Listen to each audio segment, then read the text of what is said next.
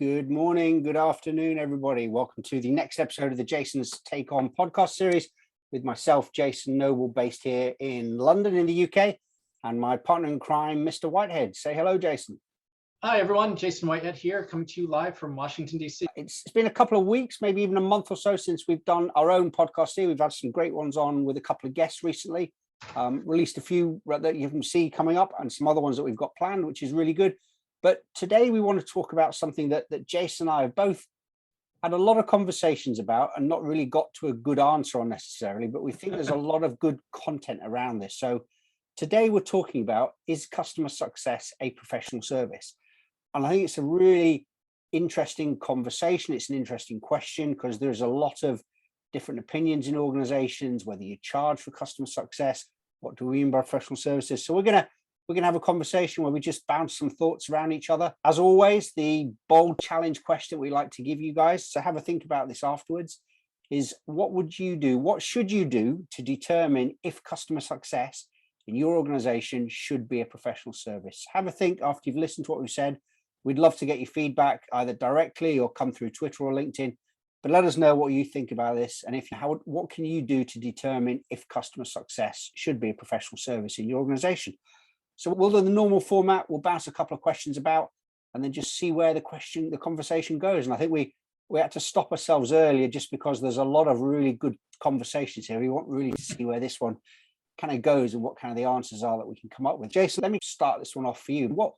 Why are we talking about this? And what really is this about? And do we actually think customer success should be a professional? I think this is one of those, what I've seen in the CS world is CS is still, I don't want to say it's having an identity crisis, but it's still evolving of really what is it? And it's made a lot of progress very quickly over the years. But there's still the question, is it churn prevention? Is it a cost center? Is it a professional service? Do we charge for it? Does it sit over customer support? How does it sit with an implementation service or an advisory service? Where does it fit and what does it do? And then really even getting people internally to say, this is what CS is and how we understand it, how we think about it in a way that helps us go forward. So I think there's still a lot of confusion out there, and that if people can get some clarity on what is CS and what's the role of it, it will help people really focus in and really deliver great service. So that's my initial thought. But what about you? What do you think? I think we talked about this earlier on, but the great question is, what do we mean by a professional service? Right. It's a really interesting question because I think traditionally, professional services are billable services like big consultancy organizations where you've done maybe project management, kind of advisory service. You can even look at kind of legal services are very typical professional services. You pay by the day, by the hour. And then it starts bringing this debate about whether you bill for customer success or not. And we've talked about that here before. And we've always said, customer success is really about driving value for your customers quicker than they could have done it on their own. Now, you could say that there is a value in that service that actually some customers would pay for. I think there's an argument to say, actually, maybe it should be a billable service, and then by definition, it becomes a professional service. Right. But at the same time, I think there's other ways that we can bill for customer success indirectly in the price of our products, the price of our kind of other services. Sure. So I think I'm in two minds as to where it sits. I think the other thing you've got to look at is if you look at your implementation or training services or onboarding, whatever you want to call them, but when you cover them, you are effectively doing project management. And I think project management is one of those disciplines that absolutely is a professional service. Now, does onboarding sit under your customer success organization? And if so, does then professional services sit within your customer success organization? And I think there's absolutely an argument to say, yes, it does, depending on your organization. I think the other thing about professional services is that very typically your implementation team, your professional services team, are responsible for developing a plan and executing that plan according to a timeline and then delivering. It might not be them who ultimately deliver, but that still applies in customer success. And I think the other key thing with professional services is that teams, your traditionally, your professional services teams come in at the start of a customer relationship to define what the customer needs from a tactical, technical standpoint to deliver some strategic objectives.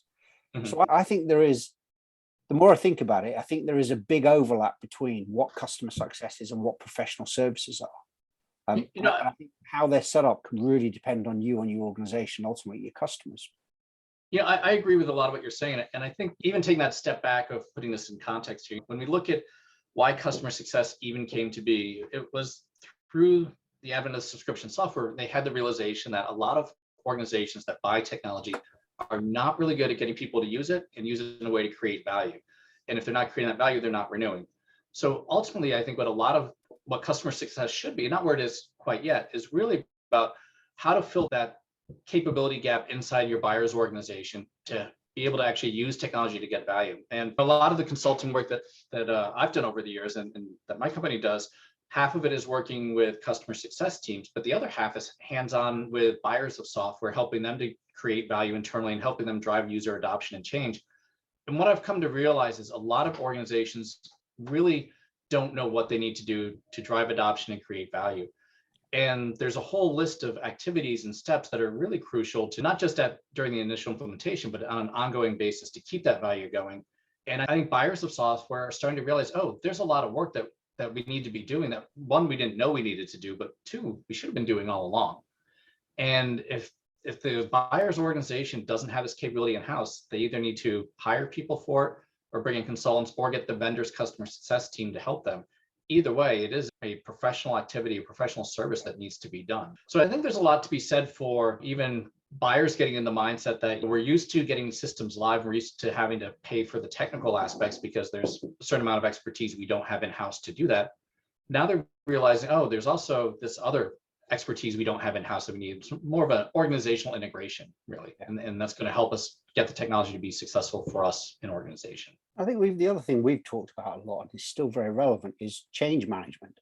And how do you help an organization go through change? And that needs somebody both internally with an organization to be the key sponsor for that change, but also someone to help them through those services and help them manage that change. And that in itself is a professional. It is. And I think a lot of people, one of my challenges to folks who focus just on change management, I think there's a naive perception out there that the change that people go through is just that go live focus change, the one-off, what do we need to do, as opposed to an ongoing change. Because people get hired, people move out of your organization, things change, laws change, your systems change. It's an ongoing effort to create value and to sustain it. So you need an ongoing effort. And I think a lot of the customer success role is to help their customers either perform some of those services or to make them aware that they need to be doing them and keeping them on track to do it themselves. So let me ask you this. If customer success is a professional service, really, what are some of the implications about this? What does it mean and what's the so what factor?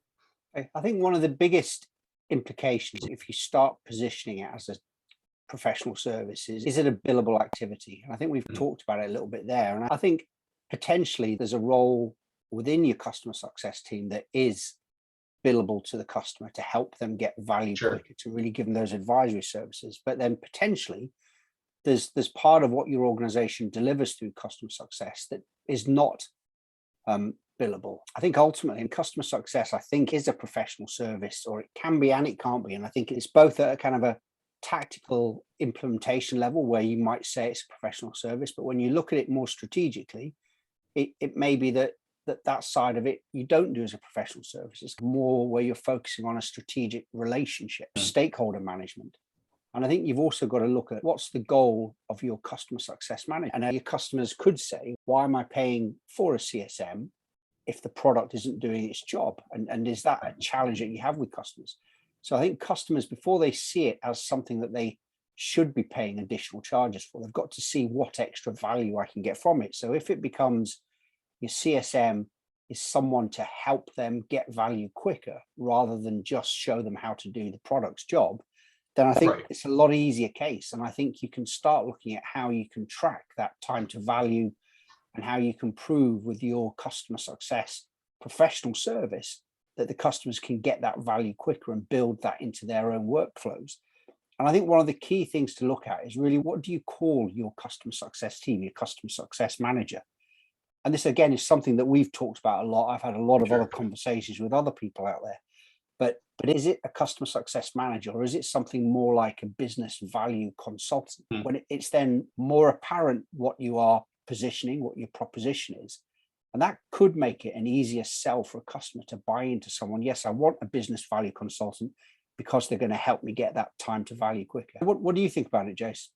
Yeah, I think you're onto some really interesting points. And I like the idea of let's have it one be perceived as a professional service, but you don't need to charge everyone extra for it. You don't need to charge everyone a premium. And maybe there is a certain, here's the baseline of what you get as a business value consultant.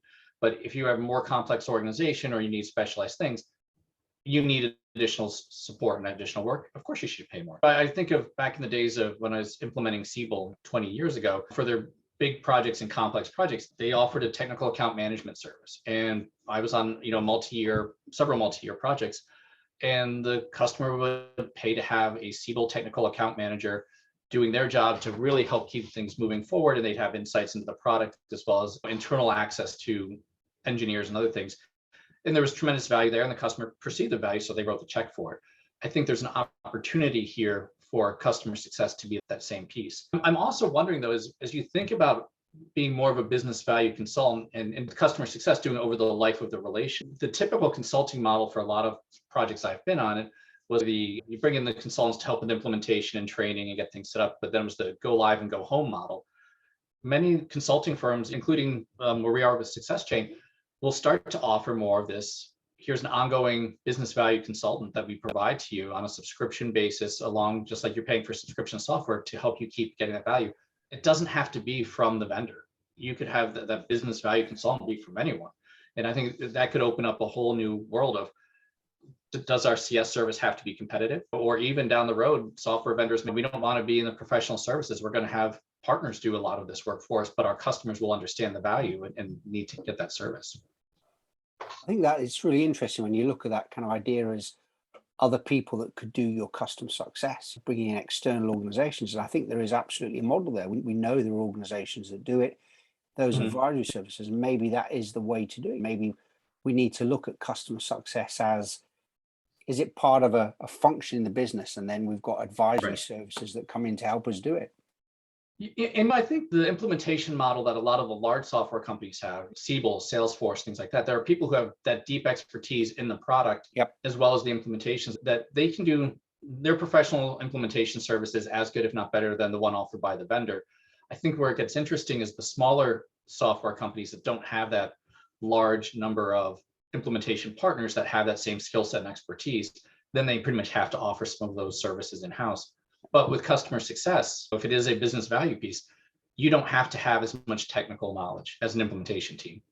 I think one of the other things is, you talked about technical account managers, your TAMs earlier on. And I think that, again, a lot of organizations still have TAMs, but there are some organizations, and I think we're beginning to see a trend where your customer success managers take over the role of a technical account manager. And I think the other thing is that traditionally, a lot of professional services activities are typically more time bound. It's delivering over a set period, 2-3 months, probably a half-year contract, and are responsive to specific requests. So they are reactive rather than what we're trying to do in customer success is being focused on being proactive and getting ahead of where we are. So I think that's a key difference to be aware of. Yeah, and I think relates to that too, that if you are going to be a business value consultant, you need to be more than a technical expert. You need to be an expert in how to help organizations embrace technology, what's appropriate for their organization. So you need that change management, user adoption expertise. You need general business expertise to understand where they want to be and what's getting in the way, as well as technical acumen as well. What do you think about, I was going to say to you, what do you think about things like implementation, training, onboard, which by definition, how we talked, are more typically what we'd call professional services? How do they fit into customer success? Yeah, I think this is going to be such an interesting area over the next few years.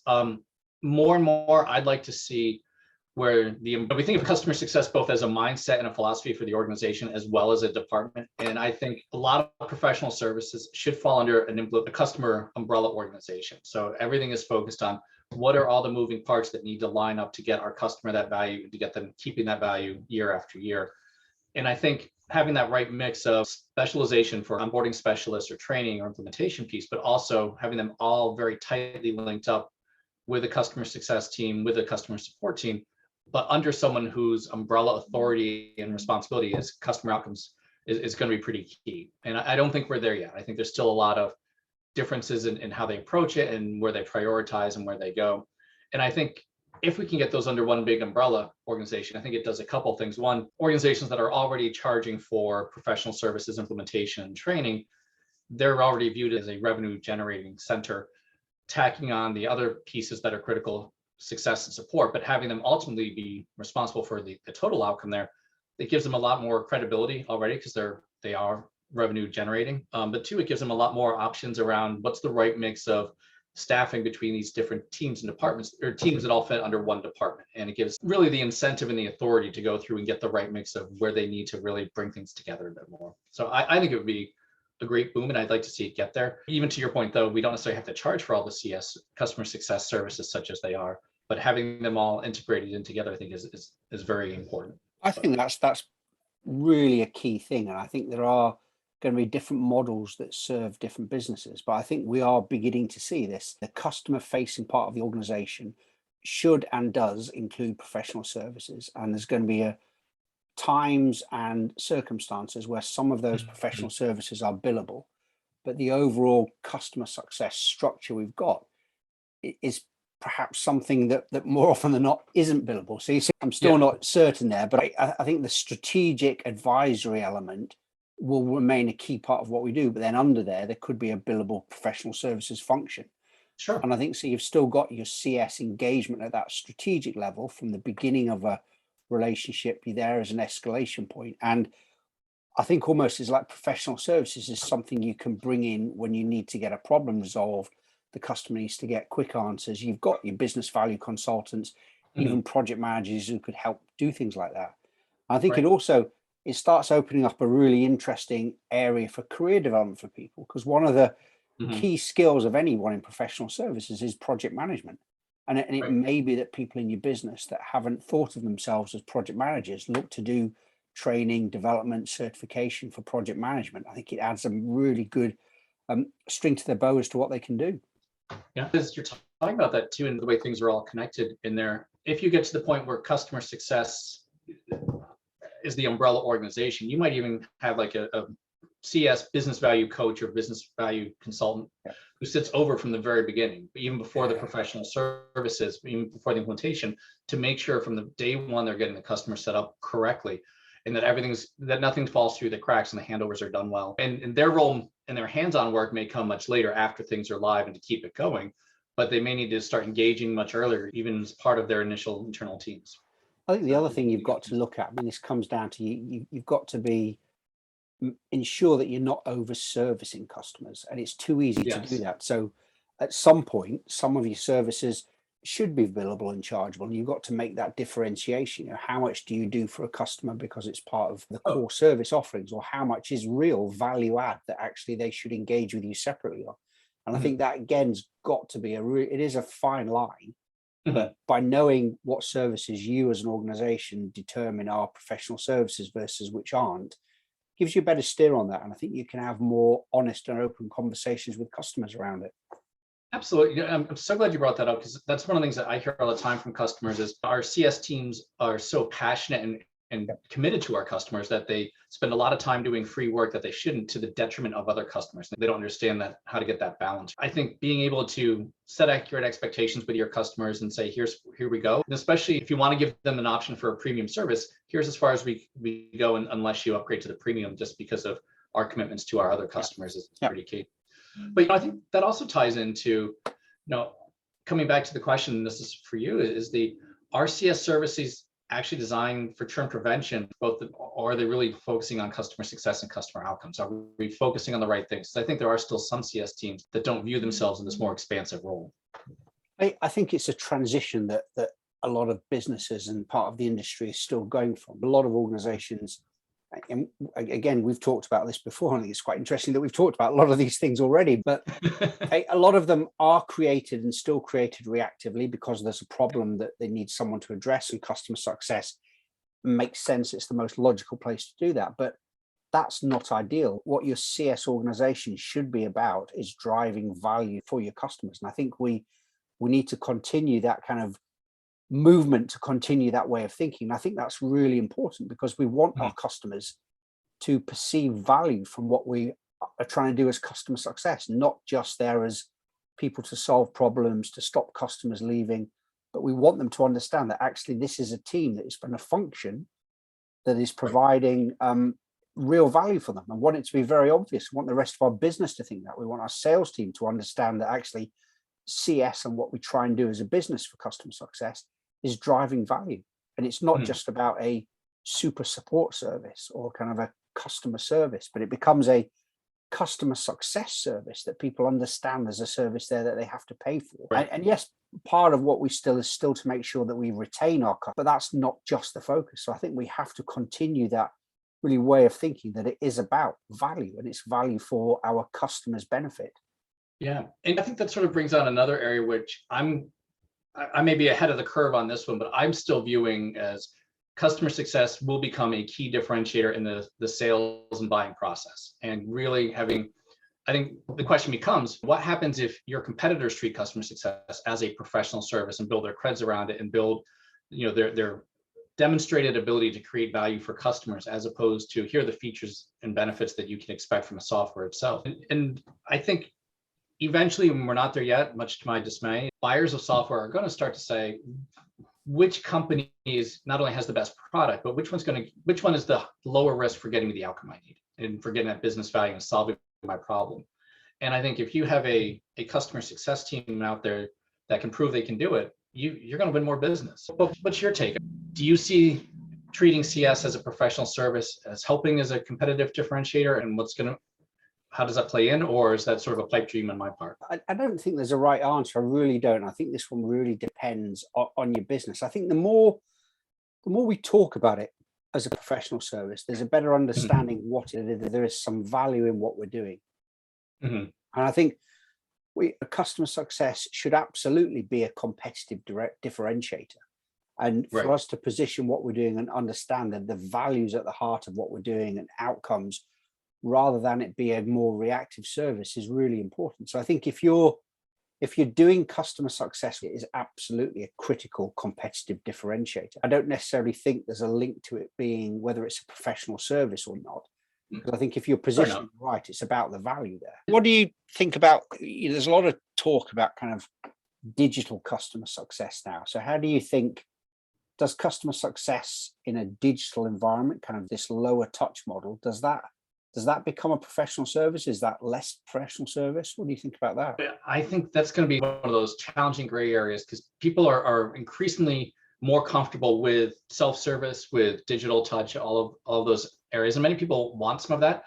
What I think you're going to need are a lot of customer success professionals figuring out how they can put their expertise into a digital model, and how they can put their expertise in a way that customers can engage with this at the right amount of time to do more self-success on their own while relying on these digital assets, whatever they may be.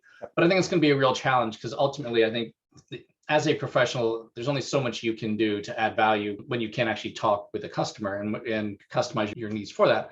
But I think there's probably a lot of baseline success information or tools that you can put together that can be accessible by all and change the way you engage with folks for that delta. But I think this is going to be a real challenge for folks. So what's your take on it? I think you're right. I don't. There's nothing more I can add there. I think the big thing is we're seeing a big push for the idea of digital customer success.